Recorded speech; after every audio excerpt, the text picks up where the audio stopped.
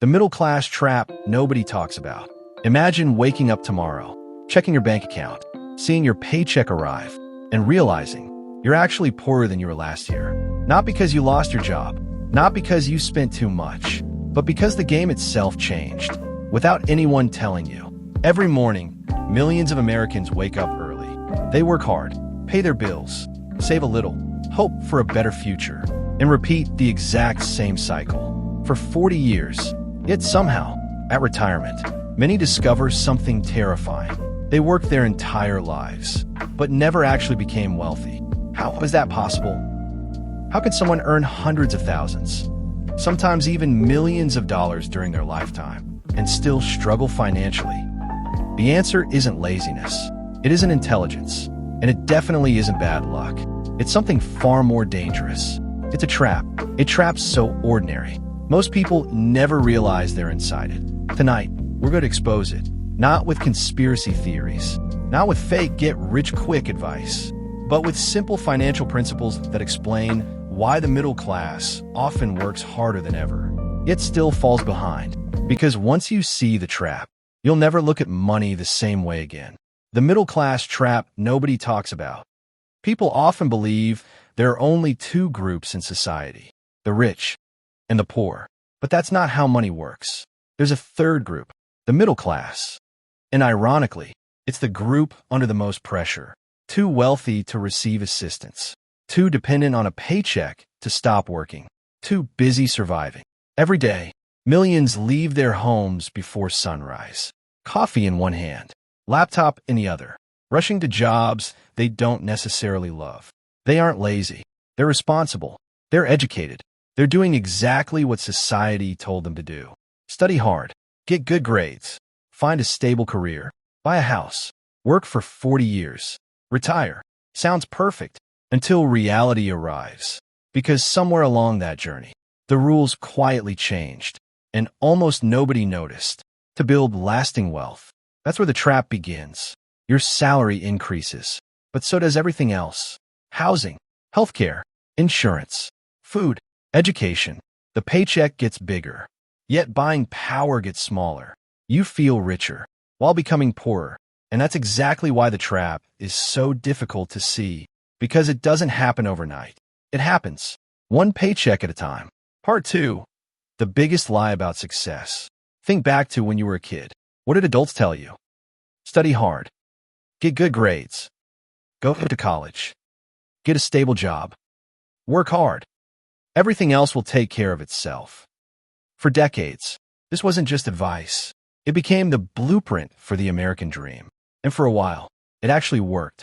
If you graduated in the 1960s or 70s, a single income could often buy a home, support a family, and build retirement savings. Hard work and financial progress were closely connected. But over time, the economy changed. Technology changed. Global competition increased.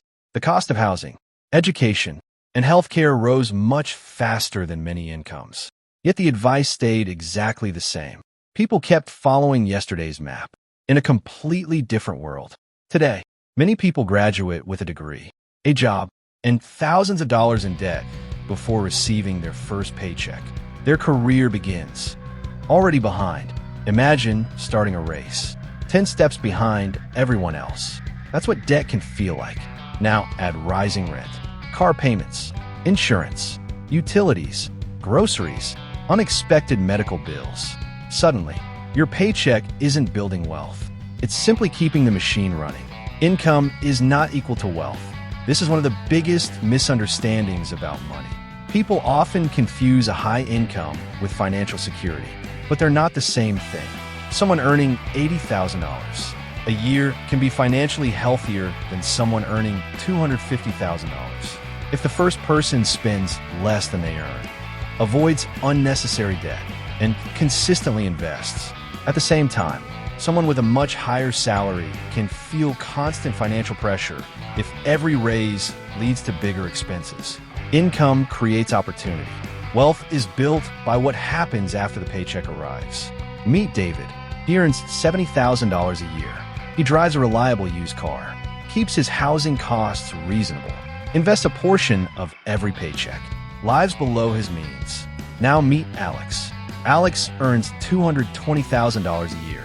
Luxury apartment, new SUV, designer clothes, expensive vacations. Every promotion brings a bigger lifestyle. Both earn money. Only one is consistently building wealth. Because wealth isn't measured by what people see. It's measured by what you own and what continues to grow when you're not working. This is where many people fall into what's known as lifestyle inflation. A raise comes. Life gets more expensive. Another raise comes. Life expands again. A larger home, a newer car, more subscriptions, higher monthly payments. Each upgrade feels deserved, and often it is. But when every increase in income is matched by an increase in spending, financial freedom keeps moving farther away.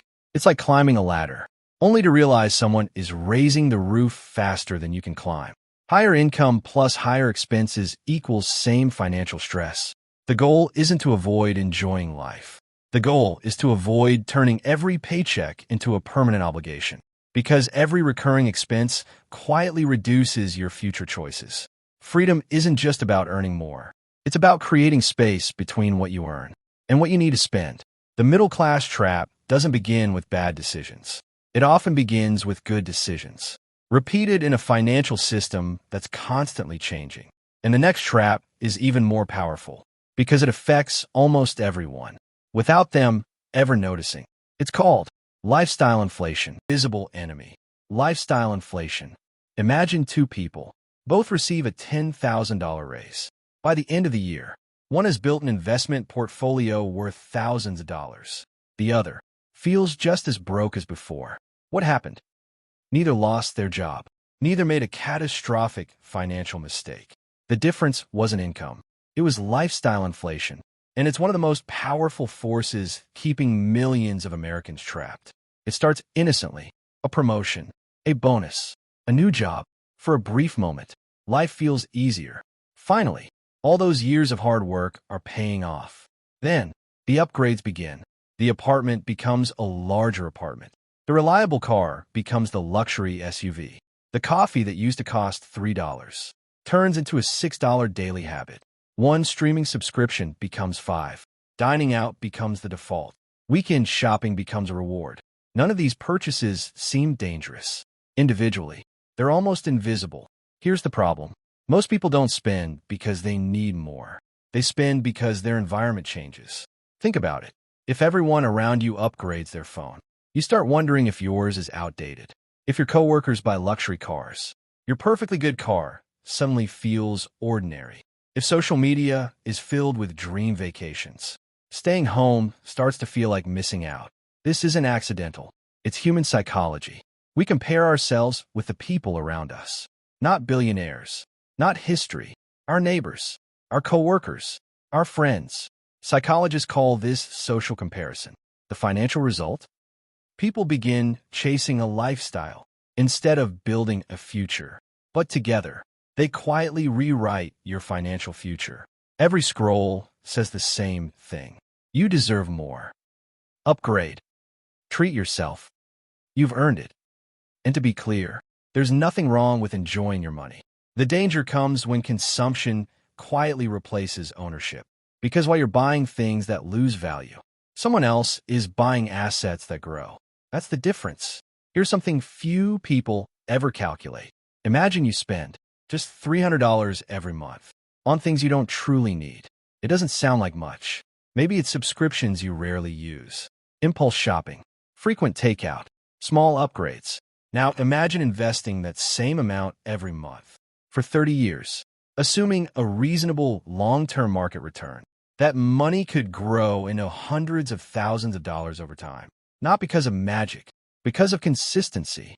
The most expensive purchases in life are often the ones that seem too small to matter today. Money compounds, but so do habits. Spend a little extra every day, and that compounds. Save a little every day. That compounds too. Invest regularly. That compounds even faster. The question isn't whether your habits are compounding. They already are. The question is, which direction are they taking you? On one side, someone buys the newest phone every 2 years. On the other, someone keeps the same phone for 5 years. and invest the difference. 5 years later, the first person has newer technology. The second person has growing ownership. Neither decision changes life overnight. But over decades, those choices create completely different futures. Here's another trap. As income rises, people often believe they're becoming wealthier, but many are simply becoming more dependent on maintaining that income. A bigger mortgage, higher insurance, more debt, more monthly payments, more financial pressure. The lifestyle expands, but freedom shrinks. That's why some of the highest earners in America still live paycheck to paycheck. Not because they don't make enough, because their expenses grew just as fast as their income. The wealthy often ask a different question. Not, what can I afford? But, will this purchase increase my future freedom or reduce it? That single question has built more wealth than almost any investment strategy. Because every dollar has a job. It can either buy comfort for today or freedom for tomorrow. The most successful people understand those two goals aren't always the same. But lifestyle inflation is only one piece of the puzzle. There's another force working quietly in the background. It doesn't care how hard you work. It doesn't care how disciplined you are. Every single year, it silently reduces the value of your money. Most people notice it only when groceries, rent, or gas become more expensive. But by then, it's already been happening for years. It's called inflation, and understanding it may be one of the most important financial lessons you'll ever learn. Part 4. The Silent Thief, Inflation. Imagine walking into a grocery store with a $100 bill. 20 years ago, that money could fill an entire shopping cart. Today, it might only fill a few bags. The strange part is, the bill didn't change. The number printed on it is exactly the same. So what happened? The answer is one word: inflation. And if you don't understand inflation, you'll spend your entire life chasing a finish line that's constantly moving farther away. Inflation isn't a conspiracy. It's a normal part of most economies. Over time, the prices of goods and services tend to rise. That means the purchasing power of money gradually falls. Your paycheck may grow, but if prices grow faster, your money buys less. It's like trying to run up an escalator that's moving downward. You're still running. You might even be running faster than ever, but you're making less progress than you think. Real quick, if you're getting value from this video, do me a favor. Hit that subscribe button. It really helps the channel grow. My goal is simple: to help millions of people make smarter financial decisions, one video at a time. Now, let's get back to the video. In two people, Sarah receives a 4% raise. She celebrates. She believes she's getting ahead. But during that same year, the overall cost of living also rises. Housing becomes more expensive. Insurance premiums increase. Groceries cost more. Utilities climb. Healthcare expenses grow. By the end of the year, Sarah's paycheck is larger, but her lifestyle hasn't improved very much. She earned more, yet her purchasing power barely changed. That's why many people say, "I'm making more money than ever, but I still feel broke." They're not imagining it. They're experiencing inflation. Here's where the real danger begins. Most people believe saving money alone is enough. Saving is important. Everyone should have an emergency fund. But there's a difference between saving and growing your money. Imagine putting $10,000 in a drawer. 10 years later, you'll still have $10,000. But what that money can actually buy may be significantly less than it could today. The numbers stayed the same. Its value changed. Money that isn't working gradually loses purchasing power over long periods. That's why many long-term investors focus on owning productive assets, such as diversified investments or businesses, rather than holding all of their wealth in cash. The goal isn't simply to collect dollars. It's to preserve and grow purchasing power over time. Think about it. When you buy shares of a successful company, you're not just buying a stock symbol. You're buying a tiny piece of a real business. Businesses sell products, develop new technologies, serve customers, generate profits over long periods. Many successful businesses grow alongside the economy. That's why ownership has historically played such a major role in wealth creation. The wealthy understand something many people overlook. Money itself rarely creates wealth. Ownership does. Ownership of businesses, ownership of productive assets, ownership of ideas, ownership of intellectual property. Ownership allows your money to work even when you're not. Now ask yourself, what happens if you spend 40 years exchanging time for money, but never build ownership? The moment you stop working, your income slows or stops. That's the hidden weakness of relying on only one source of income. It's not that earning a salary is bad. It's that depending on a salary alone leaves little room for financial resilience. And then comes another invisible force. Taxes. They're part of modern society, but many people never learn how taxes interact with income. Investing and long-term financial planning. Some people work harder every year, only to discover they're keeping less of what they earn than they expected. The wealthy often spend time understanding the rules. Many others never do. Knowledge doesn't eliminate taxes, but it can help people make better financial decisions within the law. Because in the game of money, knowing the rules matters. And that's exactly where we're going next. Part 5. The Wealth Gap. Why the rich keep getting richer. Imagine two people. Both are 30 years old. Both earn exactly $100,000 a year. On paper, they're equals. But 20 years later, one retires with financial freedom. The other is still worrying about monthly bills. How? Because the biggest difference wasn't how much they earned. It was what they owned. Most people spend their lives selling one thing. Their time. Every hour they work produces income. Stop working, and eventually, the income stops too. There's nothing wrong with earning a salary. In fact, it's where almost every wealth journey begins. But it rarely becomes the place where great wealth ends. Because wealthy people gradually shift from earning money to owning things that earn money.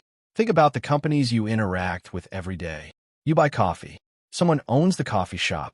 You stream a movie. Someone owns the platform. You order groceries. Someone owns the business. You use your smartphone. Someone owns the technology. Every purchase you make usually becomes income for an owner. Now, imagine being one of those owners. Instead of only exchanging hours for dollars, you own something that can continue generating value. That's one of the biggest mindset shifts in personal finance. Money is like planting a tree. Most people keep picking the fruit without planting more trees. The wealthy plant trees, then plant more trees. Eventually, they no longer rely on one harvest. They own an orchard. The goal isn't to become rich overnight. The goal is to create systems that continue working, even when you're sleeping. This doesn't always mean starting a billion-dollar company. Ownership can take many forms. Owning part of a diversified investment portfolio, owning a small business, owning intellectual property, owning a rental property, where appropriate, owning skills that create opportunities. The common thread is the same. Instead of relying on a single paycheck, you gradually build multiple sources of value. Now here's something fascinating. Most people celebrate when they buy expensive things. The wealthy often celebrate when they buy productive assets. One purchase creates a monthly payment. The other creates future income potential. That's why two people with identical salaries can end up living completely different lives. The difference often isn't intelligence. It's allocation. Where does each dollar go? Toward consumption or toward ownership? The wealthy don't ask, how much does it cost? They ask, what will this be worth in 10 years? That single question changes everything because suddenly, money becomes a tool, not a reward, not a status symbol, a tool. Every dollar receives a mission. Some dollars protect today, others build tomorrow. The challenge is finding the right balance. But perhaps the biggest trap of all is believing wealth is about appearing successful. The expensive watch, the luxury car, the designer clothes, the dream house. These things may bring enjoyment, but they don't necessarily indicate financial security. True wealth is often invisible. It's the ability to make choices, to walk away from a job that no longer fits, to take time with your family, to weather unexpected setbacks, to invest in your future. Financial freedom isn't about impressing strangers. It's about reducing financial stress and increasing your options. So if the middle-class trap is real, can you escape it? Absolutely. Not through shortcuts, not through lottery tickets, not through overnight success, but through a series of small decisions, repeated consistently over many years. Because wealth is rarely built in one dramatic moment. It's built quietly, one decision, one habit, one investment, one opportunity at a time. And that's exactly what we'll explore next. The practical roadmap to escaping the middle-class trap. Part 6. The escape plan. How we'll break the middle-class trap. So, if the middle-class trap is real, how do you escape it? The answer isn't earning $1 million. It isn't finding the perfect stock. It isn't waiting for the government or your employer to change your future. The truth is, financial freedom isn't built in one big decision. It's built through thousands of small ones. Let's talk about 7 principles that have consistently helped people build wealth over time. Step 1. Live below your means. This sounds simple, almost too simple, but it's one of the hardest financial habits to maintain. Very raise creates a choice. Upgrade your lifestyle or upgrade your future. The difference between those two decisions can become enormous over decades. Remember, being able to afford something doesn't always mean buying it is the best financial decision. Sometimes, the strongest financial move is choosing not to impress people you'll never meet. Step 2. Own assets, not just paychecks. Ask yourself one question. If you stopped working today, would any money continue coming in? For many people, the answer is no. That's why ownership matters. Whether it's investing for the long term, building a business, creating digital products, or developing valuable skills. The goal is to gradually create income that isn't tied to every hour you work. Because time is limited, ownership can continue creating value long after today's work is finished. Step 3. Make compounding your best friend. Most people overestimate what they can accomplish in 1 year, but underestimate what consistent effort can achieve in 20. Wealth compounds, knowledge compounds, skills compound, relationships compound, good habits compound. Small improvements repeated over many years can create extraordinary outcomes. The hardest part is trusting the process before the results become obvious. Step 4. Keep learning. The world changes. Technology changes. Jobs change. Money changes. If your knowledge stays the same, your opportunities may shrink. The most successful people don't stop learning after graduation. They become lifelong students, not because they have to, because they understand that knowledge often creates opportunity, and opportunity creates options. Step 5. Don't chase status. The world constantly tells you to buy more, upgrade more, show more. But true financial confidence often looks surprisingly quiet. It doesn't need validation, because real wealth isn't about appearing successful. It's about having choices. The freedom to spend time where it matters. The freedom to say no. The freedom to sleep peacefully, knowing tomorrow isn't controlled by one paycheck. Step 6.